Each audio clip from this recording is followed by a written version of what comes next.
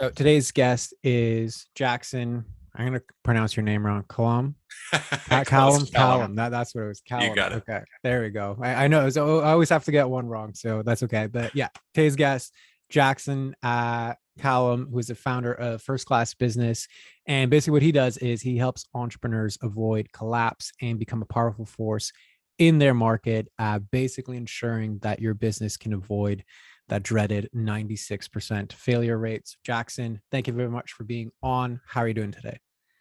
I'm doing great, man. I appreciate you having me, Jasco. I appreciate you being I here. can't pronounce your last name either, so it's fair. Oh, that's okay. For me, it happens all the time. Like to be fair, yours Me is a too. lot familiar, but it happens all the time. So that's why I always try, but like inevitably I will screw somebody's up. So you get that honor today. Yeah, so I'd love to just get a little bit of context on what you do, because even before we started the recording, you mentioned you were involved in a bunch of different companies and things like that. So I'd love for you to just give us the context on who you are, how you got to doing what you're doing. Like, floor is yours for that. Sure, appreciate that, man. So yeah, I help business owners with sustainable revenue growth. And if you haven't been in business for 5 years or more, you probably find that boring. If you've been there for 5 years, you know that that's the key. Is figuring out how do I make revenues that sustain and where I can provide for my family long term. So it started as I started in the startup industry when I was 20 in 2010. I was 21 years old. Started working for a company in a warehouse. They were building websites and trying to attract newspapers to sell their websites to their advertising clients. And anyway, we ended up raising money with Paul Buchheit, the inventor of Gmail, Matt Cutts, the search director of Google, through Y Combinator. We raised $10 million, and then I went on to co-found a company. We were a SaaS company, and I learned everything about, not everything, learned a lot about SaaS, learned a lot about building companies the wrong way.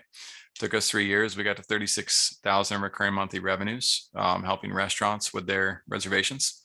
And then I went to work with Video Power Marketing to gain a little bit more balance in my life. We were working night and day, trying to push that project forward. It was great, but my family deserved more time. So some of you can relate, to the grind process and what it means, and how you got to really put a lot of work in to make things happen. Well, this is where things shifted. I moved to Video Power. Video Power had 2 interns, and Jake was already profitable. And he was known as the YouTube ad expert of the world. They had 70,000 people per month coming to their website. They had to take the phone number off because demand was so high. They were working with companies like Nordic Track, Yahoo.com, Vivint, John Lee Dumas of Entrepreneur on Fire. They had amazing clients, and they had almost no traditional business skill. So I was like, what? Like, here I've done it the hard way. Here they're doing it the kind of the easy way.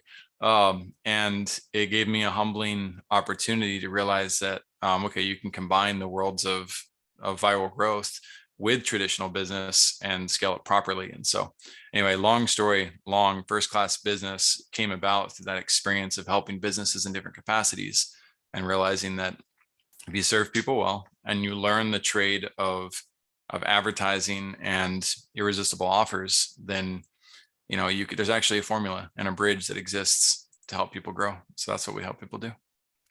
Love it. It's like a story that mixes a little bit of Shark Tank, a little bit of like in the trenches, Yes. like starting from the bottom, like building it up. You know what I mean? It's just like a little bit of everything. So Yeah. I love that, because it's like it's a unique story. It's one that a lot of entrepreneurs strive to, and I love the fact that like you have such a breadth of different types of experience, but then there's like a thread that connects them all together. Yeah. So I'd love for you to then just dive into like, what is it that, like, you have this vast experience. So what is it that you're finding challenging within your business right now? Oh, I think the constant challenge of like always remembering to enjoy the journey it's one that we all face. Right. You want to have chiseled abs and you want it today, but you don't, and you've got to go through the process to make that happen. I want my company to succeed and serve and help billions of people. But in today's environment, like, we're not there yet, right? So the challenge of the naysayers, that want to bring you down about that, or those that want to support, or the challenges of like trying to retain clients and provide for them. There's just so much so much plate spinning, if you will, rather than juggling. I love the plate spinning analogy more. You've got to be the leader who's capable of doing it. You've got to be a wise steward with your funding. You've got to be available, for your team members and help them, become even better providers while appreciating who they are today. Right. And that goes back to, how do you make sure that you stay centered as a leader to enjoy the journey, appreciate where you're at, be self-aware enough of your problems? And that's what really attracted me to this podcast. So I was like, oh, cool. Drasko's talking to people about real like vulnerabilities and what's there. And I've been working on that pretty heavily for the last several years. Is like, okay, if I'm really going to hit what I want to hit as a goal, I need to be a better leader myself. And I got to be able to be willing to look at the dark corners, of where I'm struggling with that in order to make that happen. So what better way to figure that out than to put myself on the spot publicly? Yeah, I mean, you're diving right into the deep end Yep. and going there. So kudos to you. And I mean, I always say before every recording, like I'm always appreciating people say yes to do this, because it's not for everybody, especially in a seasoned position like you have yourself, to be willing to show up in a public manner and be like, hey, like this is the real stuff behind the scenes. It's not, Yeah. IG life where everything's all polished. So I commend you for that, and I appreciate you for it. So there's a lot of stuff that you brought up there. Clearly, this is not your first foray into self-awareness, which is, I think, also why you're here. So I think that the one that stood out for me, so there was a lot of different ones. I think that the central question for you is like, how do I stay centered as a leader? And then stemming from that was things like the plate spinning, making sure I appreciate the journey, and that I'm actually looking at what's happening right now and having gratitude for it. And then from there, like that leadership bit leaks into, okay, the responsibility of having my team, having them grow, expanding that, being somebody they can look up to. So before I go on, like, does that resonate with you as accurate? 100%. Okay, perfect. So out of all of those things that I mentioned, which one resonates to you as, let's just say, the most relevant in this moment? Oh man. That's funny. You siphoned that perfectly to this moment. So take, for example, right now, every 2 weeks during the summer, I am a single father of three. So my kiddos live with me for 2 weeks on and then 2 weeks off. So my challenges completely change during the every other 2 week period.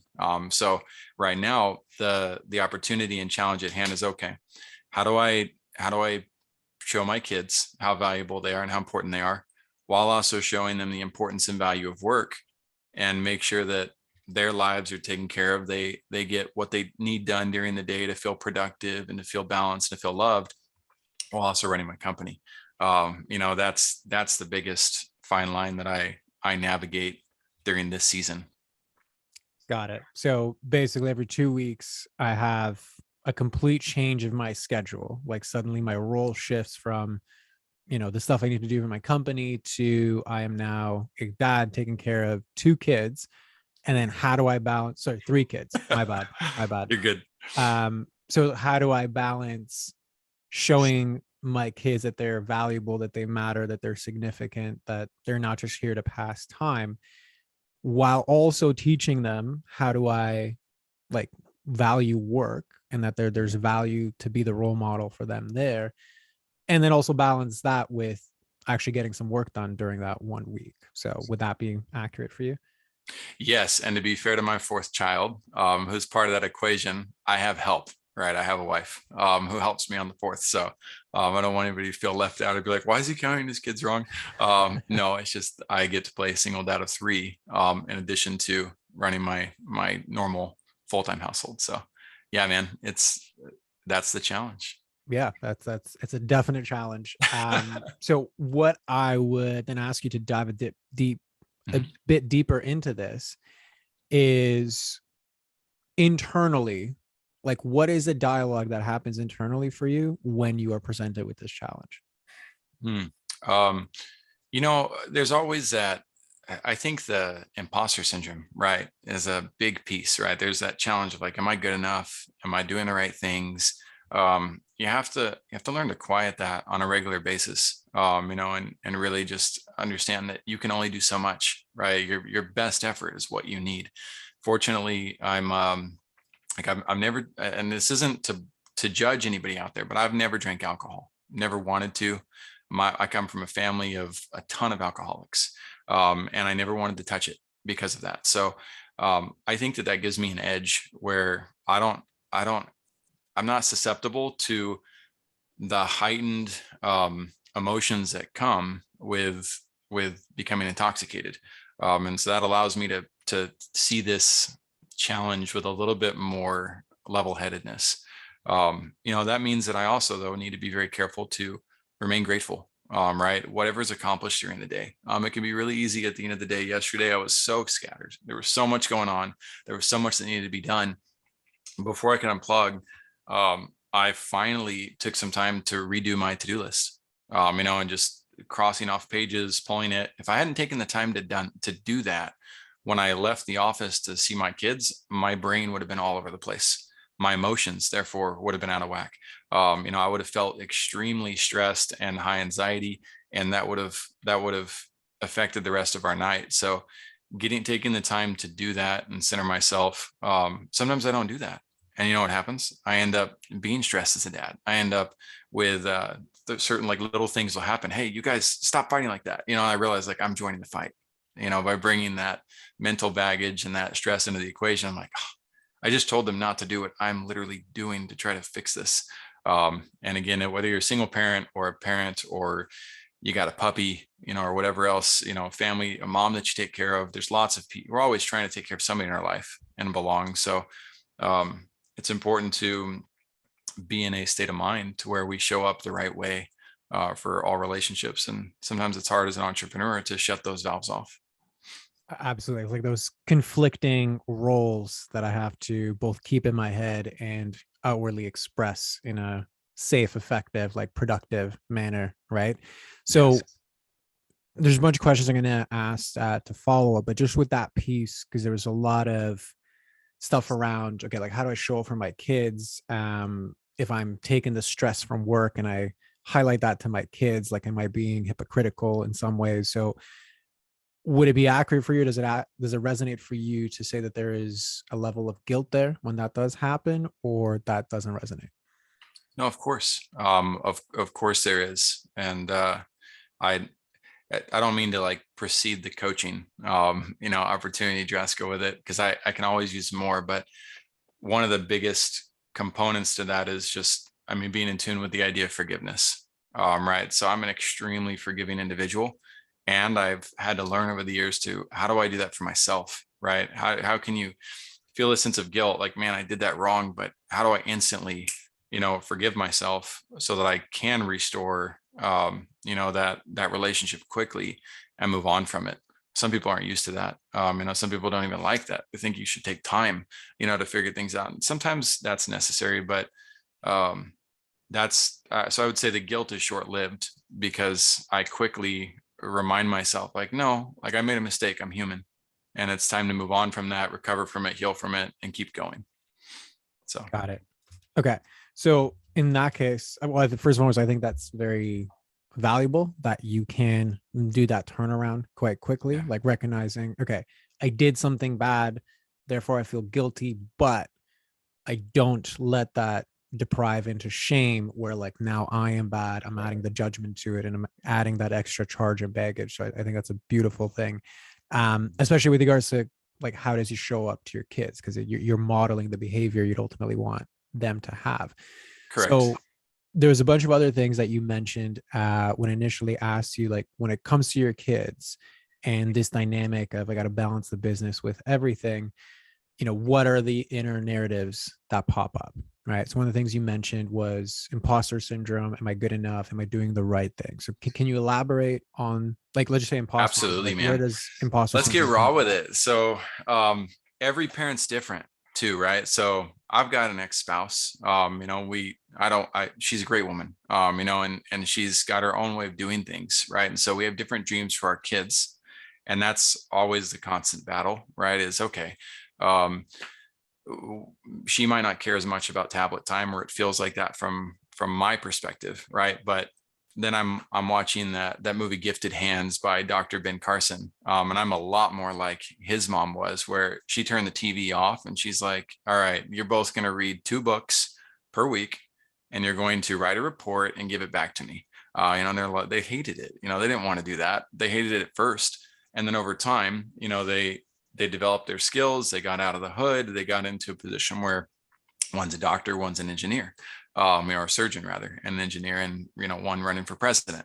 And so if my kids don't run for president, that's fine. Like that's not the point.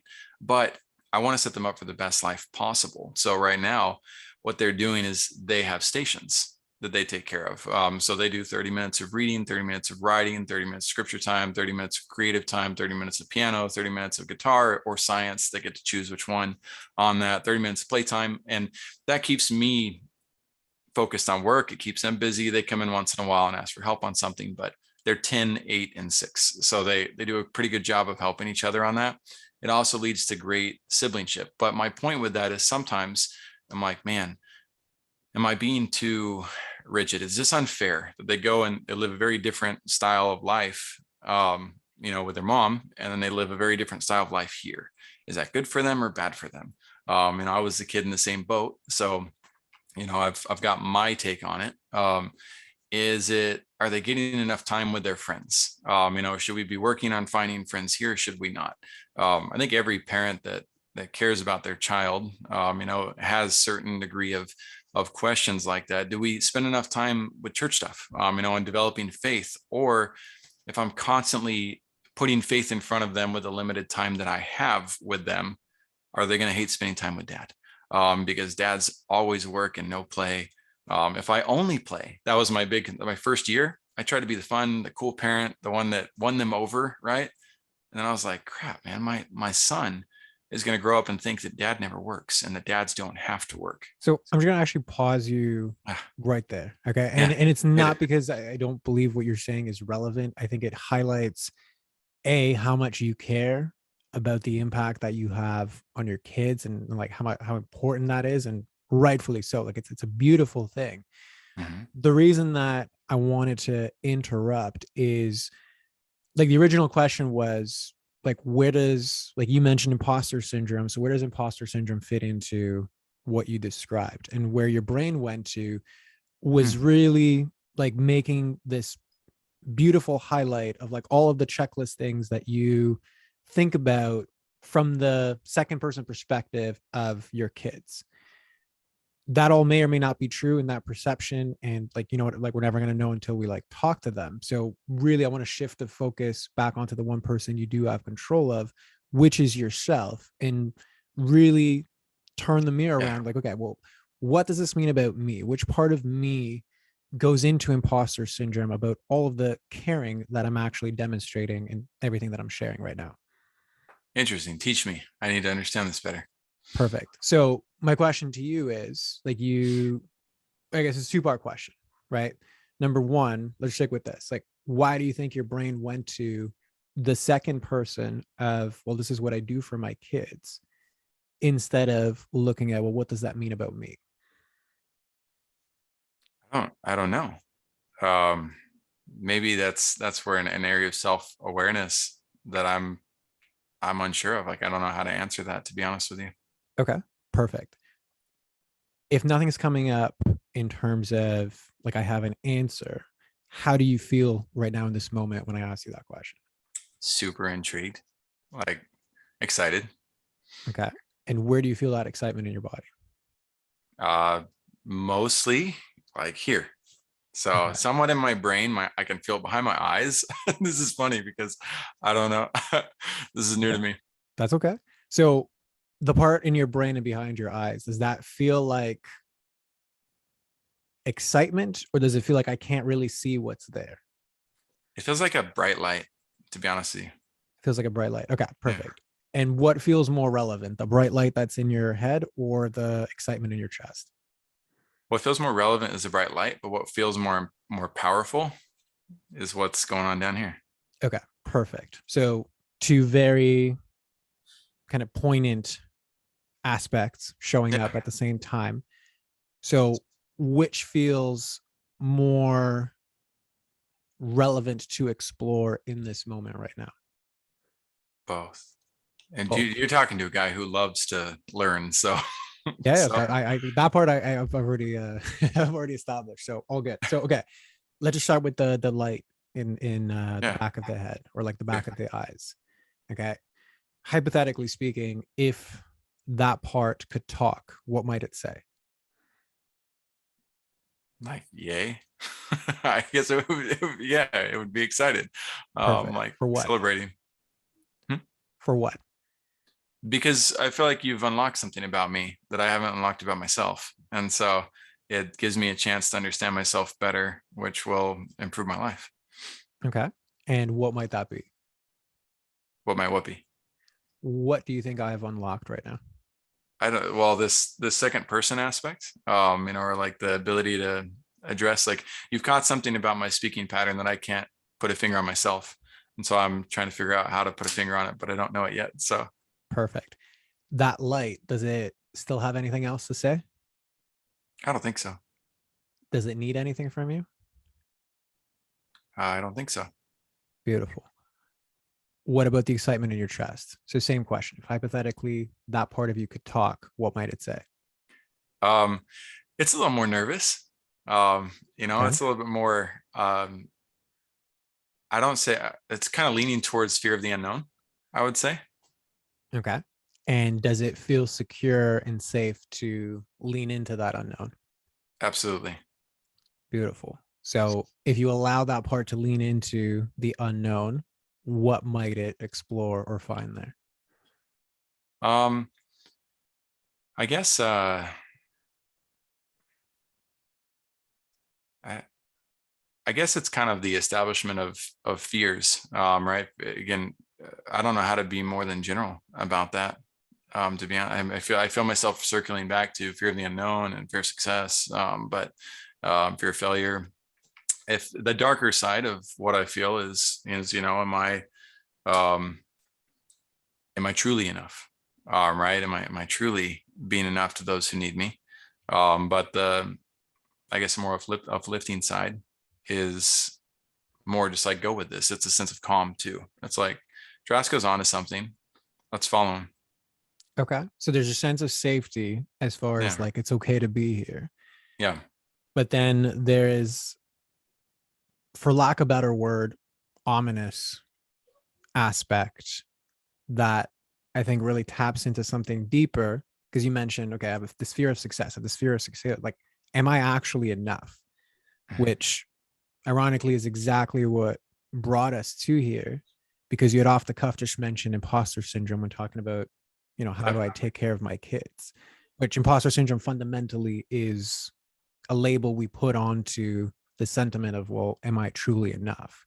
Right. And when we look back, like if you were to rewind this conversation and we go through that checklist of all of the things that I'm doing for my kids, fundamentally it's asking the question, like, am I doing enough to ensure that they have the best possible upbringing?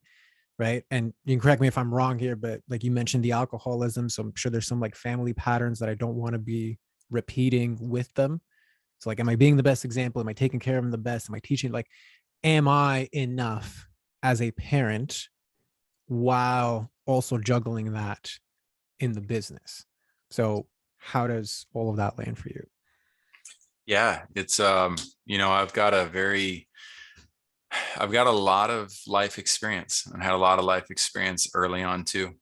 So the ability to tap into therapy resources, the ability to explore what that looks like. How do I utilize my experiences for my good? It's been a lifelong journey, and it will be, a continued one. So there's there's a lot of things that could be talked about in that regard, that could be uplifted, that could be helpful for people out there. But if I were to just focus in on me right now, then no, I've got a lot of healing and exploring to do, from a long list of life adversities. So Absolutely. And again, I applaud you for being so open to like literally allow everything to be like ripped apart and like look Yeah. inside, right? So number one, I just want to point out what you alluded to as well, is like, yeah, this is opening up a big can of worms that can go in a lot of different directions. So I just want Mhm. Of to acknowledge, like, obviously we can't solve all of these here. course. And to kind of bring it back to just kind of the lay of the land, right? So deep down inside, there's like, despite all of your success, despite how loving you are to your kids, there is this thread underneath it all. And again, you can correct me if I'm wrong for any of these, Sure. but there's this thread of a lot of push and output to ensure that I cover all of the bases so that this aspect of I'm not enough never really gets highlighted or never really comes to pass, right? Because if I work it hard enough and my outside world shows it, then I can prove I'm actually enough. So number one, does that resonate in any Mm, way? To be fair, I think that's what most people assume about people who've had challenges. But if you look at those, especially those who kind of live in the darkness, and I don't mean to put myself above anybody, but I do think it's very important for people in the darkness to recognize this. Um, I get a lot of entrepreneurs who come and talk to me, and they give me their story in a very vulnerable way, and I love and I appreciate that. And one of my favorite parts is when I get to kind of tell them a little bit about my story. Um, Most people end up seeing like, holy crap, my darkness is nowhere near the darkness that he's gone through, and they then feel empowered and the ability to level up because I don't have any worries about being vulnerable. I look at somebody like LeBron James. I'm a big basketball fan, or Michael Jordan, and are any of these people who Nelson Mandela. And if you really dove into their past and what they had to go through and experience in order to get to the light and the leadership level that they're at, then you'd realize like, man, I don't know if I could have handled all of that. And so I don't mean to say that mine's any worse than anybody else's, but it's not it's more a matter of what topic of conversation is going to push the bill forward, right? What's going to help drive more success for my world, because there's a lot of people who rely on me because I accept that mantle. That's not because I have to. It's just because I know that that's my call. I know that that's what I love doing. So I wouldn't. Maybe that didn't answer super well. It's a complex question, but or for me, it's a complex answer. But I'm happy to, if I'm sitting with somebody for 6 hours, or if I was in a forum where people needed that, I'd explore that darkness to the depths of it without any problem. However, most of my role and calling of what I help people do is help them find victories, and achieve new victories. But most of the time, they're not able to do that because they're not counting their own victories. They're so stuck looking at the negativity and the problems, that they can't Perfect. So just want appreciate to the again value. pause you Yeah. right there, just again for the sake of time, right? Yeah. Because the initial pattern that kind of triggered all of this was my brain defaults to speaking the second person and then like kind of going in a different direction, right? Okay. So original question was, all of this work that I'm doing, underneath it all, there was this sense of doubt. There was this sense of fear of failure, fear of success. Am I enough? Right. And I just asked, like, okay, does that resonate to you or not? And again, your brain went to, how is it that I help people, my heroes in the darkness around them, in a very eloquent and beautiful way, like skirting the original question. And whether it resonates or not, or I'm correct or not correct, is secondary. It is like what was present when the question was asked. Hmm. So I'm just curious, what comes up for you when I reflect that back? Um, I don't know. I guess I have a blank slate on it. It's I want to respect you, kind of where you're going with that, and I'm not following it too well. So, And by all means, if you're like, this guy's full of shit, like by all means, well, you see, I can don't call feel me that out way. on that too. It's more of, and that's probably what you'll notice. I'm not an arguer. Like, and I very much try to catch people's paradigms. So most truth is a matter of opinion from a certain paradigm, right? And so I'm trying to see what you see because it intrigues me, but I don't see it. And so I look for like, how can I see it? How can I see through your lens? Got it. Well, I think it's a beautiful perspective. And again, goes back to what I said at the beginning, like this is not your first rodeo into self-awareness. What I would reflect back is like I don't know what the blank bit is. Like fundamentally only you do. Right. Right. But the fact that it Well, I'm happened not too sure twice. what's like, to be honest, I'm not too sure with what speaking in second person means. Sure. So like, I know a third person is. right. So third person would be like, Joe. Yeah. Second person would be Jackson like does you. this. Yes. Jackson Right. would see it this way. Right. Right. And then it's like second person would be like you or them.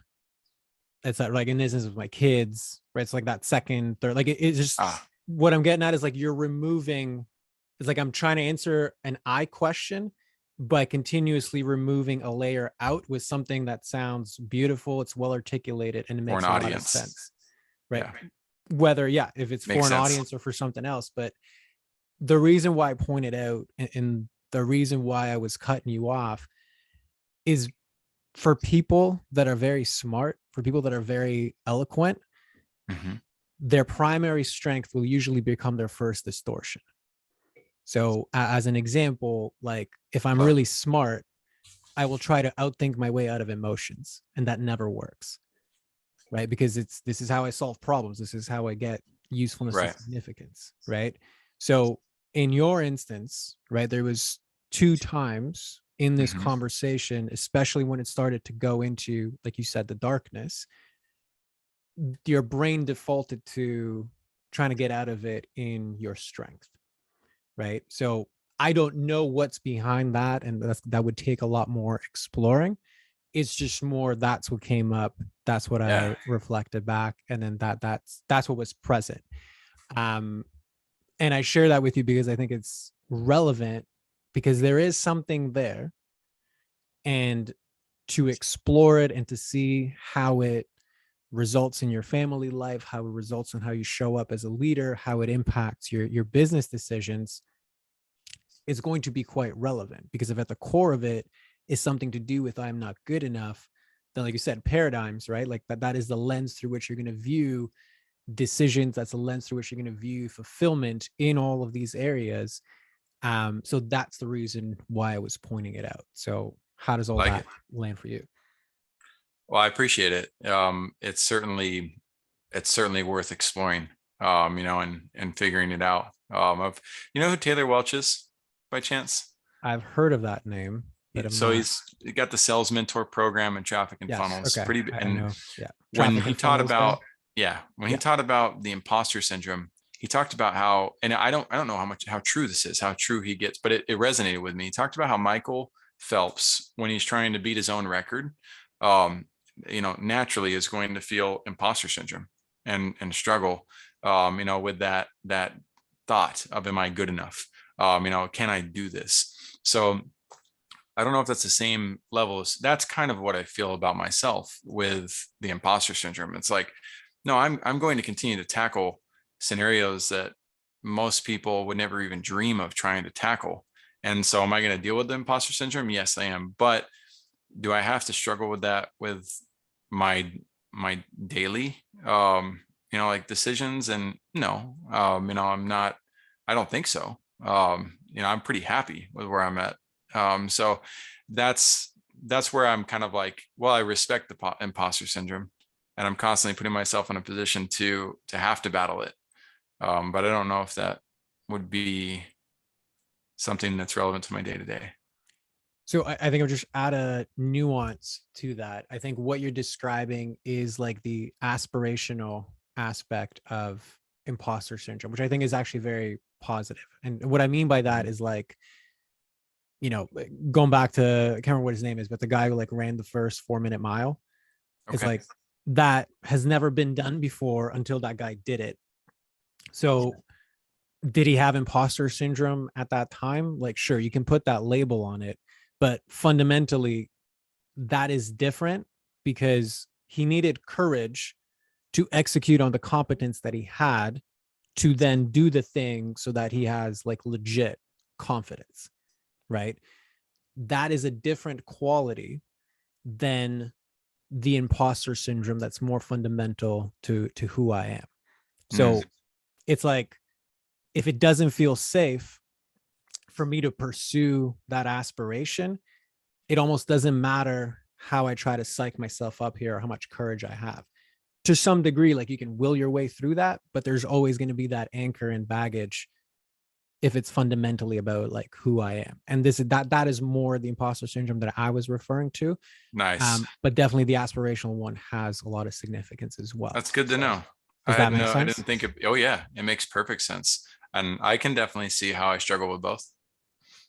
Fair enough. So yeah, like I said, that's going to be a deeper conversation. And then just for the sake of time, I know we covered a lot of ground, but like, does this feel complete for you? Is there still something left outstanding?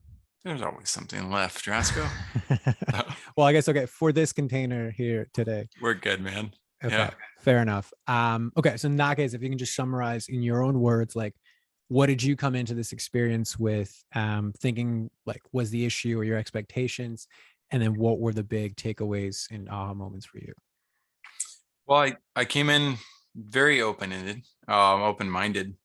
So I didn't really have any firm expectations. I know that there's a ton of again, diverse adversities in my life that could have come up in this conversation, present, past, and so I didn't know which one you gravitate towards, or which one my own conversation would lead us towards.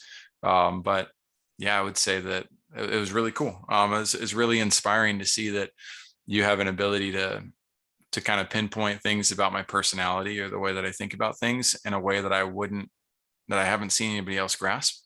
So I look forward to having you as a long-term friend and catching up with you further and seeing, what we might do with this from here. Absolutely. Well, thank you very much. I appreciate that. I appreciate you coming on here because, again, especially with people that are established, I know coming into this, like just doing this work in general, but coming into this forum is always filled with more trepidation than not. So I want to applaud you for that once again. You got a lot of wisdom, man. You got a lot of wisdom. So it's cool. Thank you. For those of you watching on YouTube, this is why the bookcase behind me is strategically placed to, highlight that visually. But thank you for that affirmation. Yes, and if you could just close us off and let everybody know, who's the best person to find you, where can they find you? Floor is yours for that. Awesome, man. Yeah, entrepreneurs, business coaches. Those are my two favorites because you typically don't get into business to the focus of making a ton of money. You get into business because you want to build a legacy. And you're a visionary who understands what you want to accomplish. Come and work with us. First Class Business helps visionaries actually build power brands and get the authority that you want to be able to get the type of attraction in the marketplace that you want without snake oil sales and without kind of having half-built bridges. We build the complete bridge for your power launch. So we'd love to have you. Well, we'll include all that in the show notes as always. But Jackson, thank you very much for coming on and being here with us. It was a pleasure. Absolutely, man. It was my honor. Appreciate you, man. All good. All right, perfect. And thank you very much for listening. And we'll see you guys on the next one.